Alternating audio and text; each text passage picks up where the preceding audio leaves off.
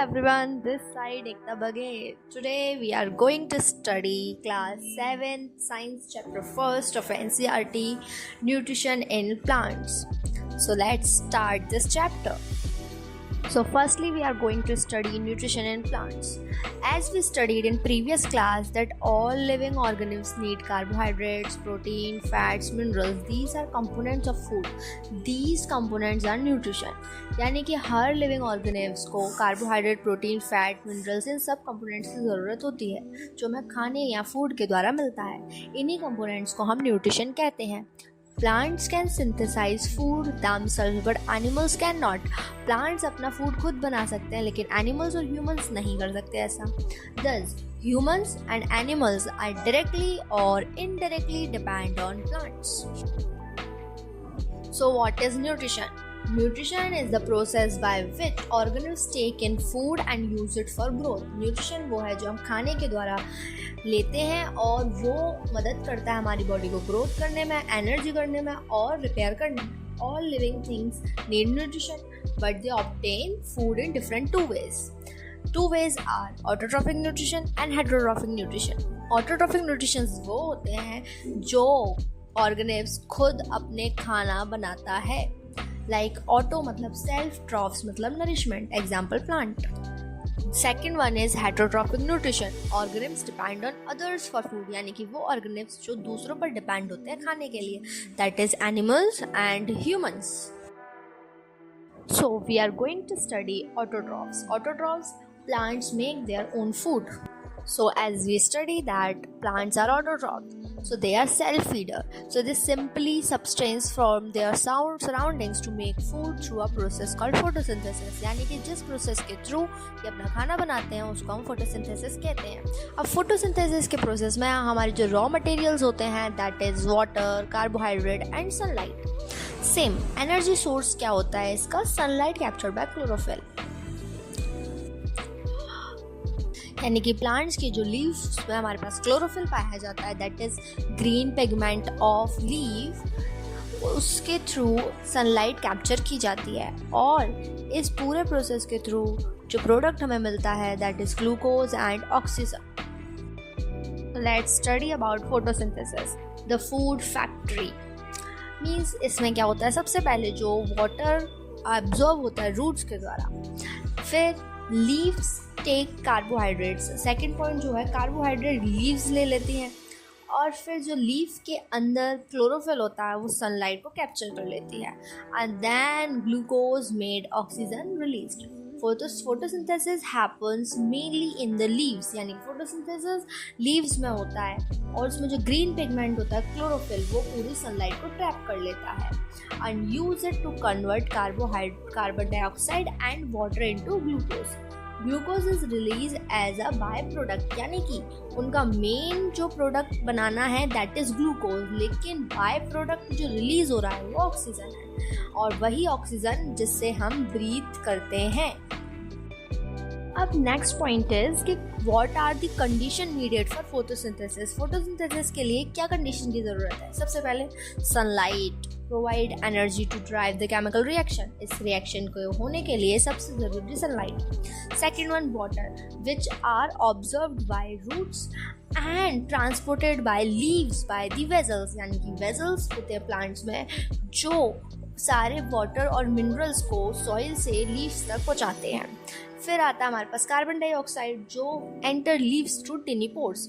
Carbon dioxide होते हैं जो लीफ होती है हमारी, लीफ के अंदर छोटे छोटे पोर्स होते हैं जिन्हें हम स्टोमाटा कहते हैं, तो उसके थ्रू कार्बन डाइऑक्साइड आती है. Next one is chlorophyll. Again वही green pigment is like that traps sunlight. So for that we have to check that कि फोटोसिंथेसिस की प्रोसेस हुई भी है या नहीं. तो हमने अभी पढ़ा कि जो फोटोसिंथेसिस की प्रोसेस है उसके थ्रू जो ग्लूकोज होता है वो बनता है जो एज ए स्टार्च के फॉर्म में होता है. So for that we have to test iodine solution. अगर हम आयोडीन सॉल्यूशन से स्टार्च टेस्ट करेंगे तो लीफ का कलर ब्लू और ब्लैक में चेंज हो जाएगा. That will show that presence of starch.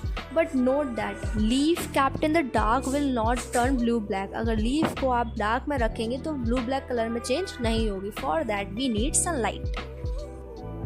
So let's ahead. Now we are going to study heterotrophic nutrition, that is heterotrophic plants. यानी कि अभी हमने पढ़ा heterotrophic are those which are depend on others.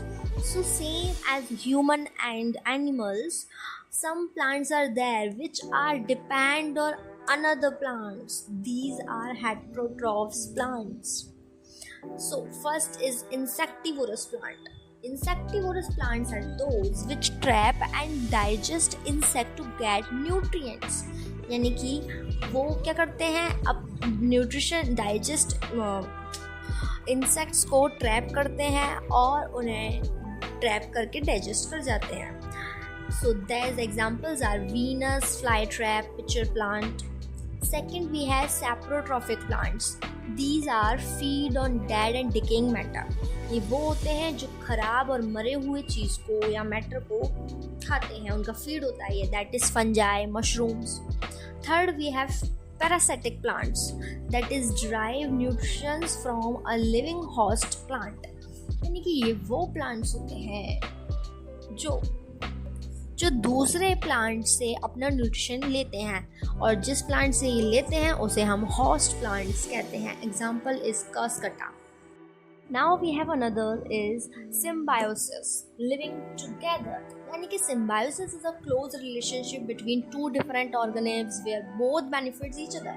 यानी कि इसमें दो ऑर्गेनिम्स साथ मिलकर रहते हैं और एक दूसरे का बेनिफिट कराते हैं. Like example is lynching, means a partnership between algae and fungus. Algae makes food by photosynthesis, fungus provides shelter. So इसमें क्या होता है, एल्गी और फंगस साथ में रहते हैं पार्टनरशिप करके. एल्गी खाना बनाती है फोटोसिंथेसिस के थ्रू, और जो फंगस है वो एल्गी को प्रोवाइड करता है शेल्टर और water. Same like we have second example is Rhizobium. इसमें bacteria in legume root nodules fix nitrogen from air for plants. The plant provides food and shelter to bacteria. इसमें bacteria air से plant को nitrogen provide कराता है और जो plant है वो बैक्टीरिया को शेल्टर देता है. Next we have how nutrition are replenished in soil. So plants absorb minerals and nutrition from the soil. Plants जो है minerals और nutrition soil से लेते हैं. So over time these get depleted, यानी कि समय के साथ साथ ये ख़त्म भी होते जाते हैं. So nature has clever ways to restore them. The first way is fertilizer and manure. यानी कि ये तो फर्टिलाइजर एंड मैन्योर फार्मर्स द्वारा ऐड किए जाते हैं. Next we have legume crop rotation, यानी कि अगर आप सेम क्रॉप ना करके अलग अलग टाइप्स की क्रॉप्स करेंगे तो उससे आपकी जो न्यूट्रिशन है वो रिप्लेनिश्ड होगी. Next we have decomposition by saprotroph, यानी कि सैप्रोट्रॉफ्स के डीकम्पोजिशन से भी न्यूट्रिशन की पूर्ति होती है सॉइल में. So plants use nutrition, soil से प्लांट्स न्यूट्रिशंस लेते हैं जिससे उनकी फर्टिलिटी कम होती जाती है. उसके लिए हमारा जो नेक्स्ट स्टेप होता है we have to add manure and fertilizer, जिससे कि सॉइल में न्यूट्रिशंस वापस लौट आए. Next is rhizobium bacteria fix atmospheric nitrogen. They live in the roots of legumes plants and this keep the soil fertile and plants healthy. The chapter is finished. So today we have learned that how do plants get nutritions, photosynthesis की process कैसे हुई, इसमें जो nutritions के types हैं हमने वो पढ़े, और सिम्बायोसिस पढ़ते हुए हमने रिप्लेनिश्ड ऑफ सॉइल पढ़ा, इन सॉइल पढ़ा. So I hope you learned this chapter in an easy way. All the very best. Thank you.